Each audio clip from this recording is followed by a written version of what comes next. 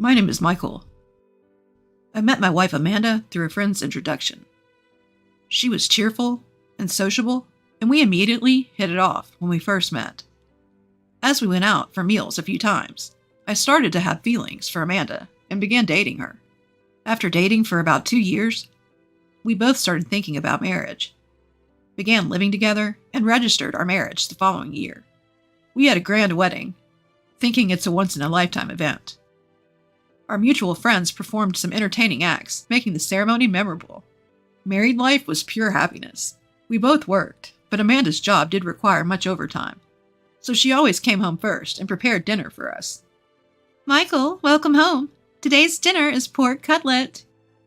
Knowing that I loved meat, Amanda cooked meat dishes 3 times a week, considering a balanced diet. All of Amanda's homemade meals were delicious, and I truly felt lucky to have her as my wife. That is, until that time. It happened one day, almost 3 years into our marriage. I started to notice that something was off with Amanda. She no longer cooked dinner and waited for me, and she often went out after work, leaving me alone at home. Previously, even when I came home late from work, there would be a homemade meal on the table, but now it was mostly frozen food or supermarket dishes, which made me feel somewhat lonely. However, Amanda also worked, and I was busy at work, making it hard for us to spend time together. I told myself that she probably wanted her own time while I was working overtime, and I didn't consider her feelings enough. This went on for about 2 months, and I finally decided that I needed to change something. As my work had calmed down, I took some paid leave and planned to go to a hot spring with Amanda. When I came home, Amanda was lying on the sofa reading a fashion magazine. I hadn't heard her say welcome home recently. Amanda, I took some time off work, the week after next. How about we go to a hot spring and relax together? Without taking her eyes off of the magazine, Amanda replied, No, I don't feel like it. I couldn't understand her response, and was momentarily at a loss for words. Because I had researched various accommodations and nearby restaurants, planning to present her with a travel plan. Hey, I've been so busy lately that I couldn't pay attention to you, right? I thought you might be lonely without me, so I wanted us to go to the hot spring together and spend some quality time together. I thought Amanda would also be unhappy with our current situation. I wanted to create some time for us and rebuild our good relationship. However, Amanda's response didn't change. It's totally fine the way it is now. Even if you're not around, I have things to do. Don't worry about it. In the end, her gaze remained fixed on the magazine. I couldn't figure out why Amanda would act this way, and I went to sleep that night with a heavy heart. I didn't sleep well, and the next morning I left the house with an awkward atmosphere between us. But since I couldn't focus on work, I decided to consult a coworker during lunch break. Hey, can I talk to you for a bit? It's not really a fight, but I had this thing with my wife yesterday. Could she be cheating on you? I mean, you don't have any other clear reasons, right? I can't think of any other reason for her to suddenly become so cold. Cheating. The word echoed heavily in my mind. I never thought that this could happen to Amanda, but once a third party said that she was cheating, my suspicion grew, and my health started to deteriorate. That day, I couldn't focus on my work and decided to leave early. When I got home, I went straight to the bedroom, took off only my suit jacket without changing into my home clothes, and collapsed onto the bed. There was still some time before Amanda would come home. I decided to sleep until then, and felt a little more at ease in the cool, dimly lit room with my eyes closed. Because I hadn't slept well the night before, I quickly became drowsy and was almost half asleep, when I heard the front door close, and the sound of a woman's laughter, and multiple people entering the house. I woke up and listened carefully to the noises. I could tell the voice was Amanda's. At first, I thought she had come home, but when I heard an unfamiliar male voice, my suspicion of her cheating grew. I could hear footsteps approaching the bedroom where I was, and my heart raced rapidly. No! Amanda said that, while opening the bedroom door. She hadn't expected me to be there and looked surprised for a moment, but then spoke in a mocking tone. Oh, Michael, why are you here?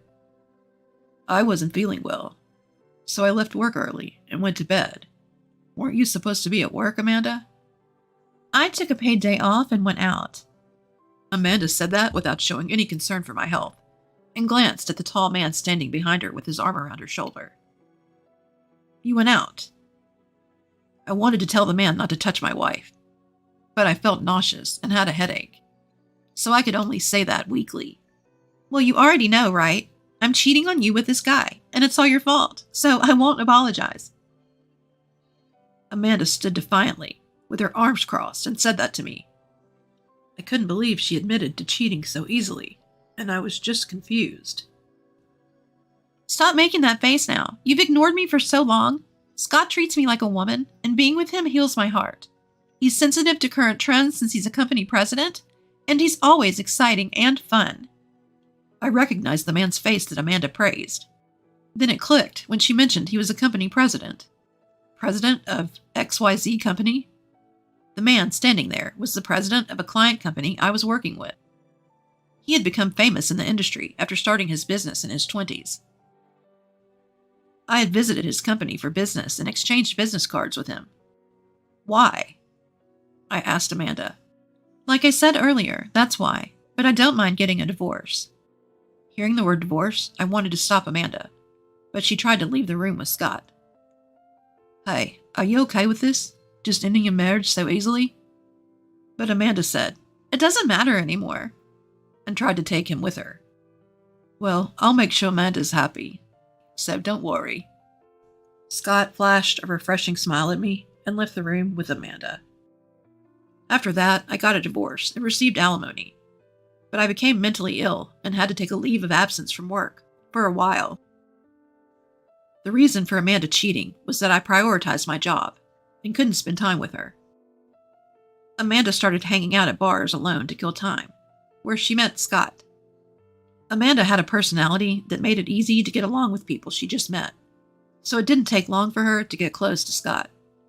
During my time off work, a colleague I had consulted about the cheating before contacted me and told me that Scott's company, which was a client, had withdrawn from New York due to a headquarters relocation. With this, even if I returned to work, there would be no chance of dealing with Scott's company, and I felt a little relieved. Several years passed since those hellish days, and I managed to recover mentally. By a twist of fate, I met a wonderful woman and decided to remarry. I had changed jobs and moved to a rural area, but it was a more comfortable town, with abundant nature compared to the city. My married life was going well, and I was living a peaceful life. But I ended up getting involved in another incident. On a day off, I was out alone, and a police officer called my name and stopped me. Of course, I had no idea I had done anything wrong, but I had a bad feeling, so I decided to go to the police station. When I arrived at the police station and was taken to a room, there was my ex-wife, Amanda, waiting for me. As soon as Amanda saw my face, she started yelling excitingly. Aha, this guy, officer, this guy, he's the stalker. He's been following me around. It's so creepy. Huh? Stalker? What are you talking about? How shameless. There's a limit to how much you can harass someone after breaking up. I couldn't digest what Amanda was saying in the situation, so I asked for an explanation. But Amanda just kept accusing me, and I couldn't see the main point of the story. Then a police officer brought in a man. It was Scott. Hey, I heard from Amanda that you've been quite persistent. It's been years since the divorce. Do you still have feelings for her? I didn't want to hear that from the person who caused the divorce, but I asked the police officer who brought Scott in to explain the situation. It turned out that Amanda had been stalked by someone for a long time, and she had reported me to the police because the stalker's appearance resembled mine.